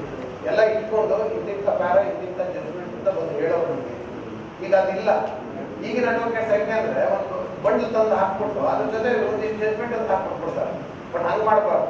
ಆ ಕೇಸಿಗೆ ಯಾವ ಜಡ್ಜ್ಮೆಂಟು ಯಾವ ಪ್ಯಾರ ಅಪ್ಲೈ ಆಗ್ತದೆ ಅಂತ ಹೇಳ್ಬಿಟ್ಟು ನಾನು ಅದಕ್ಕೆ ಕೋರ್ಟಲ್ಲಿ ಕೇಳ್ತೀನಿ, ನೀವು ಸೈಟೇಷನ್ಸ್ ಕೊಟ್ಟರೆ ನಿಮ್ಗೆ ಯಾವ ಪ್ಯಾರ ಅನುಕೂಲ ಆಗುತ್ತೆ ಹೇಳಿ ಅಂತ ಕೇಳ್ತೀನಿ. ಅದನ್ನ ಹೇಳಿದ್ದ ಪ್ಯಾರನೇ ಗೊತ್ತಿರಲ್ಲ, ಯಾವ ಪ್ಯಾರ ಅಂತ ಗೊತ್ತಿರಲ್ಲ. ಅವರೆಲ್ಲ ಆಗ್ತಾನೆ ಇತ್ತು ಆ ಥರ. ಈಗ ಸ್ವಲ್ಪ ಈಸಿ ಗೋಯಿಂಗ್ ಹೇಳಿದ್ದ. ಅದಕ್ಕೆ ನಾನು ಹೇಳಿದ್ದು ಮೊಬೈಲ್ ಬೇಕು. ಮೊಬೈಲ್ ಯಾಕೆ ಅಂದ್ರೆ ಮೊಬೈಲ್ ಕೊಡೋದು only 50% ಕೊಡ್ತದೆ. ಈಗ ಯಾವ್ದಾದ್ರು ನಾವು ಜಡ್ಜ್ಮೆಂಟ್ ಮೊಬೈಲಲ್ಲಿ ನೋಡ್ಬಿಡ್ತೀವಿ, ಅದು ಕೊಡೋದು only 50% ಇನ್ಪುಟ್ ಕೊಡ್ತದೆ. ಅದೇ ಬುಕ್ ಓದಿದ್ದು 100% ಕೊಡ್ತದೆ. ನೋಟಲ್ಲಿ ಇರುತ್ತೆ. ನಾವು ಲೈಬ್ರರಿಗೆ ಹೋಗಿ ನೋಡಿದಾಗ 50 ತಗೊಂಡ್ರೆ ಒಂದು ಉಪಯೋಗ ಬರೋದು. ಅದರಲ್ಲಿ ಏನು ಅಂತ ಒಂದು ವರ್ಡ್ ಮೇಲೆ ಹೋಗುತ್ತೆ. ಅದನ್ನು ನೋಡಿದ್ರೆ ಲೈಬ್ರರಿಗೆ ಹೋದಾಗ 50ರಲ್ಲಿ ಒಂದು ಸಿಗೋದು. ಯಾಕೆಂತಂದ್ರೆ ನಾವು ಹೇಳ್ದಂಗೆ ಅದು ಅಪ್ಲೈನೇ ಆಗೋದು. ಅದೇ ಇದೊಂದು ಡೌಟ್ ಕ್ಲಿಯರ್ ಆಗಿ ನಾನೇ ಒಂದು 2 ಸಲ ಹೇಳಿದ್ದೀನಿ. ಅಲ್ಲ ನೀವು ಈ ಜಡ್ಜ್ಮೆಂಟ್ ನೀವು ಹೇಳ್ತಾ ಇದ್ರೆ ಈ ಜಡ್ಜ್ಮೆಂಟ್ ನೀವು ಬೇರೆ ಈಗ ಹಂಗಲ್ಲ ಹೋಗಿ ನೋಡೋದು ನಿಮ್ಗೆ ಎಗರೆಸ್ಟ್ ಆಗಲ್ವ ಅಂದ್ರೆ ಆಯ್ತು ಸರ್ ಸರಿ ಸರ್. ಅದಕ್ಕೇನು ಅಂತಂದ್ರೆ ನಾನು ಬೆಸ್ಟ್ ಮೆಥಡ್ ಇದೆ ವರ್ಕ್ ಕಲ್ಚರ್ ಡೆವಲಪ್ ಮಾಡ್ಕೋಬೇಕು ಒಂದು.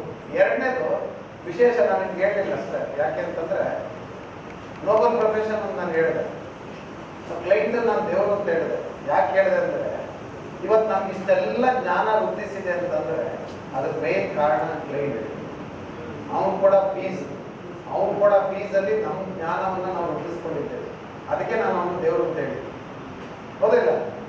ನಮ್ಮ ಜ್ಞಾನ ಇವತ್ತು ಇಮ್ಮಡಿ ಆಗಿದೆ ಅಂತಂದ್ರೆ ಬಿಕಾಸ್ ಆಫ್ ಹಿಮ್ ಅಲ್ವಾ? ಅವ್ನು ಫೀಸ್ ಕೊಡ್ದವ್ರು ನಾವೆಲ್ಲ ಓದ್ತೀವಿ ಅಲ್ವಾ? ಓದ್ತೀವ ಇಲ್ಲ? ಬಟ್ ನಾವು ಕೆಲವೊಂದು ಫೀಸ್ ಕೊಡ್ದವ್ರು ಕೆಲವು ಕೇಸ್ ನಾನು ಇಲ್ಲ ಅಂತ ಹೇಳಿದ್ರೆ ಲಾಯರ್ಸ್ಗಳು ಅವನ ಪರಿಸ್ಥಿತಿ ನೋಡಿಕೊಂಡು ಎಷ್ಟೋ ಕೇಸ್ಗಳಲ್ಲಿ ಬಸ್ ಚಾರ್ಜ್ ಕೊಟ್ಟು ಕಳಿಸಿಲ್ಲ ಅಂತ ಕ್ಲೈಂಟ್ಗಳಿಗೂ ಲಾಯರ್ಸ್ಗಳಿದ್ದಾರೆ. ಇಲ್ಲ ಅಂತ ಹೇಳಲ್ಲ. ಬಟ್ ಇತ್ತೀಚಿನ ದಿನಗಳಲ್ಲಿ ಕಡಿಮೆ ಆಗಿದೆ. ಬಟ್ ಕ್ಲೈಂಟನ್ನು ನಾವು ನೋಡ್ಬೇಕು. ಒಬ್ಬ ಎಷ್ಟೋ ಕ್ಲೈಂಟ್ ಬರಬೇಕು ಅಂದ್ರೆ ಬರೋ ಸೀನಿಯರ್ ನಾರಾಯಣ ಈ ಪ್ರಾಕ್ಟೀಸ್ 65 years. ಅವ್ರಿಗೆ ತರಕಾರಿ ತಂದ್ಕೊಡ್ತಾರೆ. ಬರೀ ತರಕಾರಿ ಕೇಸ್ ನಮಗೆ ಹೇಳೋರು ತರಕಾರಿ ತಂದ್ಕೊಡ್ತಾನಪ್ಪ, ಬದನೆಕಾಯಿ ಏನು ತಂದ್ಕೊಡ್ತಾನೆ, ಒಂದು ದಿನ ನೀನು ಅದೃಷ್ಟ ಕುಲಾಯಿಸುತ್ತೆ, ಒಳ್ಳೆ ಪಾಟಿನ ಬಡವ ಸಾಮಾನ್ಯ ತರ್ಕೊಂಡ್ಬಂದು ಹುದ್ದೆ ಆಗುತ್ತೆ ಅಂತ ಅದು ಸರಿಯಾಗಿ ಸತ್ಯ. ಅದಕ್ಕೆ ಹೇಳಿ ಯಾವತ್ತೂ ನಾವು ಒಂದೇ ಸರಿ ದುಡ್ಡು ನೋಡಕ್ಕಲ್ಲ. ಕೆಲವು ಕೇಸಲ್ಲಿ ನಾನೇ ಎಷ್ಟೋ ಕೇಸ್ ನಡೆಸಿದ್ದೇನೆ ವಿತೌಟ್ ಫೀಸ್.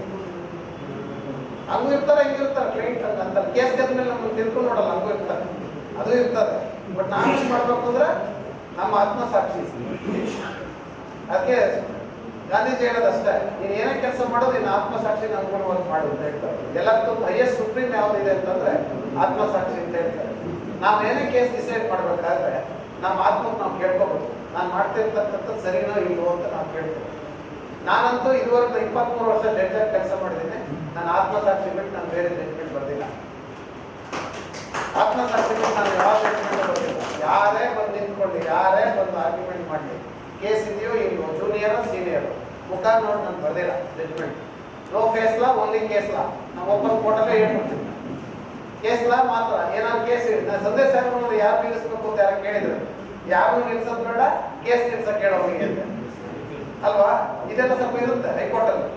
ಈ ಜಡ್ಜ್ ಮುಂದೆ ಇಂಥವ್ರು ಕರ್ಕೊಂಡು ಹೋಗಿ ನಿಲ್ಸಿಲ್ಲ, ಆ ಕೆಲಸ ಎಲ್ಲ ಮಾಡೋದು ಬೇಡ.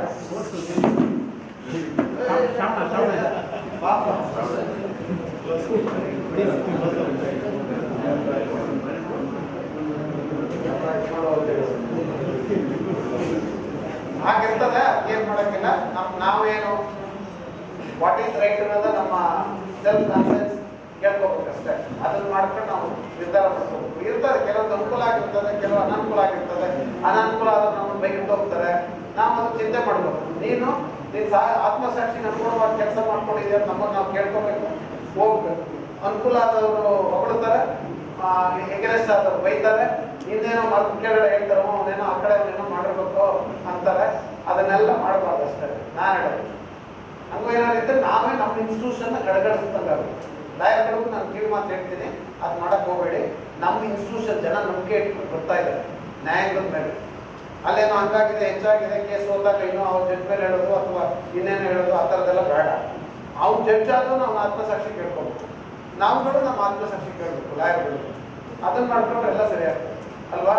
ಎಲ್ಲ ಈಗ ಯಾಕೆಂದ್ರೆ ನಮ್ಮ ಇನ್ಸ್ಟಿಟ್ಯೂಷನ್ನ ಮೊರಾಲಿಟಿನ ಕ್ರೆಡಿಟ್ನ ನಾವೇ ಕಳೆದಂಗಾಗುತ್ತೆ. ಆ ಥರ ನಾವು ಏನಾದ್ರು ಮಾತಾಡಿದ್ವಿ ಅದನ್ನು ನಾವು ನೋಡ್ಬೇಕಾಗುತ್ತೆ ಇವತ್ತಿನ ಪರಿಸ್ಥಿತಿ ಹಂಗಿದೆ. ಯಾಕೆಂದ್ರೆ ಸ್ವಲ್ಪ ಎಲ್ಲ ಸ್ಥಿತ್ಯಂತರಗಳಾಗ್ತಾ ಇದೆ. ನಾನು ಆಗ್ಲೇ ಹೇಳಿದೆ, ಬಲಾಢ್ಯರೆಲ್ಲ ಮೇಳೈಸ್ತಾ ಇದ್ದಾರೆ ಅಂತ. ಅದು ಇದೆ, ಇಲ್ಲ ಅಂತಲ್ಲ. ಹಂಗಂತೇಳಿ ನಾವು ಕೈ ಚೆಲ್ಲಕ್ಕಾಗಲ್ಲ.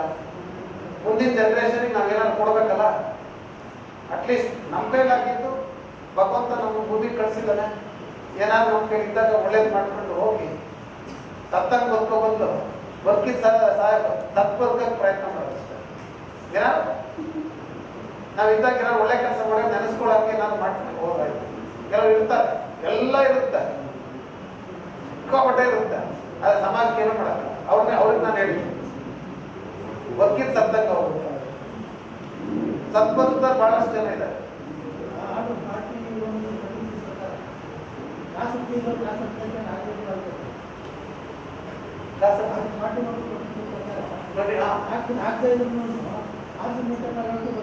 ಹೇಳ್ಬೋದು, ಅದೇ ನಾನು ಹೇಳಿದ ಅವಶ್ಯಕತೆ ಇಲ್ಲ ಅಂತಾನೆ ಅಲ್ಲ. ಅದು ಯಾವಾಗಂದ್ರೆ ಎಕ್ಸೆಪ್ಷನ್ಸ್ ಎಲ್ಲ ಬರ್ತದೆ ನಿಮಗೆ. 41 33 ಇದ್ದಲ್ಲ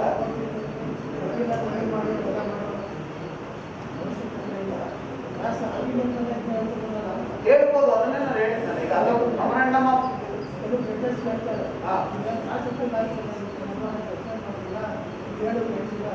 ಅವಾಗ ನೀವು ಏನ್ ಮಾಡ್ಬೇಕು, ಸ್ಕೋಪ್ ತರಬೇಕು. 41 31 ಪ್ಲಸ್ 33 ಎರಡನ್ನೂ ಗಮನಕ್ಕೆ ತರಬೇಕು. ಹೌದು ಹೌದು, ನೋಟ್ ಮಾಡ್ಬೋದು. ಇಲ್ಲಿ ನೋಟ್ ಮಾಡಕ್ ಕೋರ್ಟಿಗೆಲ್ಲ ತೋರಿಸಿದೆ. ಅದೇ 41 31 ಇನ್ವೋಕ್ ಮಾಡಬೇಕು, 33 ಇನ್ವೋಕ್ ಮಾಡಬೇಕು. ಅವಾಗ ಅದ್ರ ಮೇಲೆ ಸೈಟೇಷನ್ ಕೊಡಿ ಅಷ್ಟೇ. ಅವ್ರು ಹಂಗೇನಾದ್ರು ಹೇಳಿದ್ರೆ ಲಾಯರ್ಗಳು, ಜಡ್ಜ್ಗಳು ಕೆಲವು ಟೈಮ್ ನಾನು ಹೇಳೋದು, ಈಗ ಫಾರ್ ಎಕ್ಸಾಂಪಲ್ ಈ ಜೂನಿಯರ್ ಡಿವಿಷನ್ ಜಡ್ಜ್ ಆದ ನಾಲೆಡ್ಜು ನನ್ನ ನಾಲೆಡ್ಜ್ಗೂ ಕೆಲವೇ ಆಸ್ಪೆಕ್ಟ್ ಅಲ್ಲಿ. ಈಗ ನಾನು ಪ್ರಾಕ್ಟೀಸ್ ಮಾಡುವಾಗ ನನಗೆ ಯಾವ ಸಬ್ಜೆಕ್ಟ್ ಇರ್ತದೆ, ನನ್ನ ನಾಲೆಡ್ಜು ಆ ಸಬ್ಜೆಕ್ಟ್ ಮೇಲೆ ಇರುತ್ತೆ. ಇನ್ನೊಬ್ರು ಜಡ್ಜ್ ಯಾರಾಗಿರ್ತಾರೆ ಜೂನಿಯರ್ ಡಿವಿಷನ್ ಜಡ್ಜ್, ನನಗಿಂತಲ್ಲ ಆ ವಿಷಯದಲ್ಲಿ ಅವ್ರು ಚೆನ್ನಾಗಿರ್ತಾರೆ. ಹಂಗೂ ಇರ್ತದೆ, ಇಲ್ಲ ಅಂತಲ್ಲ. ನಾವೇನು ಅಂದ್ರೆ ಅದಕ್ಕೆ ನಾನು ಹೇಳಿದ್ದು, ಹೆಡ್ಡು ತಲೆಗೆ ಏರ್ಸ್ಕೋಬಾರ್ದು, ಸಾಯೋವರೆಗೂ ಕಲಿತಾ ಇರ್ಬೇಕು ಅಂತ. ಈಗೋ ಕಟ್ಸ್ಕೋಬಾರ್ದು ತಲೆಗೆ. ಈ ಜಡ್ಜ್ ಆದ್ರೂ ಏನ್ ಮಾಡ್ಬೇಕು ಅಂದ್ರೆ, ಯಾರೋ ಜಡ್ಜ್ ಲಾಯರ್ ಬಂದು ಇಂಥ ಸಬ್ಜೆಕ್ಟ್ ಈ ಥರ ಪಾಯಿಂಟ್ ಇದೆ ಅಂದ್ರೆ ಅದನ್ನು ಸ್ವೀಕರಿಸ್ಬೇಕು, ರಿಸೀವ್ ಮಾಡ್ಕೋಬೇಕು. ಅದ್ರಲ್ಲಿ ಏನಾದ್ರು ನಾವೇನು ನಮ್ಮ ಜಡ್ಜ್ ಕೆಲಸ ಕ್ವೆಸ್ಟ್ ಫಾರ್ ಟ್ರೂತ್ ಅಂತೀವಿ ನಾವು. ಕ್ವೆಸ್ಟ್ ಫಾರ್ ಟ್ರೂತ್ ಅಂದ್ರೆ ಏನಿಲ್ಲ, ಸತ್ಯ ಹುಡುಕೋದು ಅಂತ. ಸತ್ಯಾನ್ವೇಷಣೆ ಮಾಡೋದೇನೆ ಜಡ್ಜಿನ ಕೆಲಸ.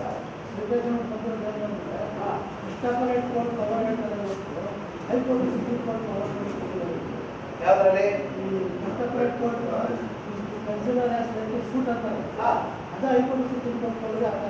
ಈಗೇನಾಗಿದೆ, ಹೈಕೋರ್ಟ್ ನೀವು ಬರೋದು ಯಾವಾಗ, ಸೆಕೆಂಡ್ ಅಪೀಲ್ ಬರ್ತೀರಿ. ಸೆಕೆಂಡ್ ಅಪೀಲ್ ಅಲ್ಲಿ ಪವರ್ಸ್ ಏನಿರ್ತದೆ, ಅವಾಗ ಏನ್ ಮಾಡ್ಬೋದು, ನಾವೇನ್ ಮಾಡ್ಬೋದು, ಹೈಕೋರ್ಟ್ನವರು ನೀವು ಸರಿಯಾಗಿ ಫಸ್ಟ್ ಅಪ್ಲೈಡ್ ಕೋರ್ಟ್ನ ಜೂರಿಸ್ಡಿಕ್ಷನ್ ಎಕ್ಸರ್ಸೈಸ್ ಮಾಡಿಲ್ಲ. ಒಂದು ಸೆಕೆಂಡ್ ಅಪೀಲ್ ನಮಗೆ ಮೇನ್ ಬರ್ತಕ್ಕಂಥದ್ದು ಏನು ಅಂತಂದ್ರೆ ಸಬ್ಸ್ಟ್ಯಾಟಿವ್ ಕ್ವಶನ್ ಆಫ್ ಲಾ. ಅದು ಅದ್ರ ಮೇಲೆ ಯಾವಾಗ ಅಂದ್ರೆ case if it is a perversity ಹಂಗಂತ ಹೇಳ್ತಾರೆ ಕನ್ಕರೆಂಟ್ ಫೈಂಡಿಂಗ್ ಅಂತ ಬಿಸಾಕಕ್ಕಾಗಲ್ಲ. ಕೆಳಗಿನ ಕೋರ್ಟಲ್ಲಿ ಏನು ಮೆಟೀರಿಯಲ್ ಇದೆಯೋ ಆ ಮೆಟೀರಿಯಲ್ನ ಕನ್ಸಿಡರ್ ಮಾಡಿದಾರೋ ಇಲ್ವೋ ಅನ್ನೋದನ್ನ ನಾವು ನೋಡ್ಬೇಕಾಗ್ತದೆ. ಎವಿಡೆನ್ಸ್ ಒಂದು ಇರ್ತದೆ, ಫೈಂಡಿಂಗ್ ಕೊಡೋದೇ ಒಂದು ಇಟ್ಬಿಟ್ರೆ ಕೆಳಗಿನ ಕೋರ್ಟ್ ಅಥವಾ ಅಪಲೈಟ್ ಕೋರ್ಟ್ ಸುಮ್ಮನೆ ಕನ್ಫರ್ಮ್ ಮಾಡಿಬಿಟ್ಟಿದ್ರೆ ಅದನ್ನ ಆ ಪರ್ವರ್ಸಿಟಿ ಮೇಲೆ ನಾವು ಸೆಕೆಂಡ್ ಸಬ್ಸ್ಟ್ಯಾಕ್ಟಿವ್ ಕ್ವಶನ್ ಆಫ್ ಲಾನ ಫ್ರೇಮ್ ಮಾಡ್ತೀವಿ. ಪರ್ವರ್ಸಿಟಿ ಇದ್ದಾಗ, ಎವಿಡೆನ್ಸ್ ಕನ್ಸಿಡರ್ ಮಾಡದೇ ಇದ್ದಾಗ, ಎವಿಡೆನ್ಸ್ ನ ಇಗ್ನೋರ್ ಮಾಡಿದಾಗ, ಎವಿಡೆನ್ಸ್ ನೋಡ್ದಲ್ಲೇ ಆರ್ಡರ್ ಬರ್ತಿದ್ರೆ ಇಟ್ ಅಮೌಂಟ್ಸ್ ಟು ಪರ್ವರ್ಸಿಟಿ ಅಲ್ವಾ? ಆ ಥರ ಸಬ್ಸ್ಟ್ಯಾಕ್ಟಿವ್ ಕ್ವಶನ್ ಆಫ್ ಲಾ ಬಂದಾಗ ಸೆಕ್ಷನ್ 100 ಅಲ್ಲಿ ಅದನ್ನು ನಾವು ಫಸ್ಟ್ ಅಪಲೈಟ್ ಕೋರ್ಟ್ಗೆ ಒರಿಜಿನಲ್ ಜೂರಿಸ್ಡಿಕ್ಷನ್ ಇದ್ದಂಗೆ ನಮ್ಗಳಿಗೆ ಏನು ಅಂತಂದ್ರೆ ಸಬ್ಸ್ಟ್ಯಾಕ್ಟಿವ್ ಕ್ವಶನ್ ಆಫ್ ಲಾ, ಆಮೇಲೆ ಸುಪ್ರೀಂ ಕೋರ್ಟ್ ಅವ್ರಿಗೂ ಹಂಗೆ ಹಾಗಂತ ಹೇಳ್ಬಿಟ್ಟು ನಮಗೆ ಈ ಸಬ್ಸ್ಟ್ಯಾಕ್ಟಿವ್ ಇದು first appellate court jurisdiction exercise ಮಾಡಿದಾರೋ ಇಲ್ವೋ ಅಂತ ಮಾಡಬಾರ್ದು ಅಂತ ನಮ್ಗಿಲ್ಲ. ನಮ್ಗೆಲ್ಲವೂ ಇರುತ್ತೆ. ಫಸ್ಟ್ ಅಪಲೈಟ್ ಕೋರ್ಟ್ ಅಲ್ಲಿ ಮಾಡಬೇಕಾಗಿದ್ದು ಮಾಡದೇ ಇದ್ದೋದ್ರೂ ನಾವು ಸೆಕೆಂಡ್ ಅಪೀಲ್ ಅಲ್ಲಿ ಸುಪ್ರೀಂ ಕೋರ್ಟ್ ಅಲ್ಲಿ SLP ನಲ್ಲೂ ಕೂತ್ಕೊಂಡು ನೋಡ್ಬೋದು. ಅದಕ್ಕೆ ಎಲ್ಲ ಪವರ್ಸ್ ಇರುತ್ತೆ. ನಾನೇ ಸುಮಾರು ಮಾಡಿದ್ದೀನಿ ಸಬ್ಸ್ಟ್ಯಾಕ್ಟಿವ್ ಕ್ವಶನ್ ಆಫ್ ಲಾ ಫ್ರೇಮ್ ಮಾಡಿದ್ದೀನಿ. ನಾನು RSA ನಲ್ಲಿ ರೆಗ್ಯುಲರ್ ಆಗಿ ಕೂತಿದ್ದೀನಿ. ಮೋಸ್ಟ್ಲಿ ನೆನ್ನೆ ನಾನು 1900 children regular second appeals dispose ಮಾಡಿದ್ದೀನಿ. ಈ ಸಿಟಿಂಗ್ ನಲ್ಲಿ ಮೊನ್ನೆ 100 ಚಿಲ್ಡ್ರನ್ ಡಿಸ್ಪೋಸ್ ಮಾಡಿದ್ದೀನಿ. ಅದ್ರಲ್ಲಿ RSA 200 ಚಿಲ್ಡ್ರನ್ ಡಿಸ್ಪೋಸ್ ಮಾಡಿದ್ದೀನಿ. ಈ ಮೊನ್ನೆ ಸಿಟಿಂಗ್ 8 ವೀಕ್ಸ್ ಅಲ್ಲಿ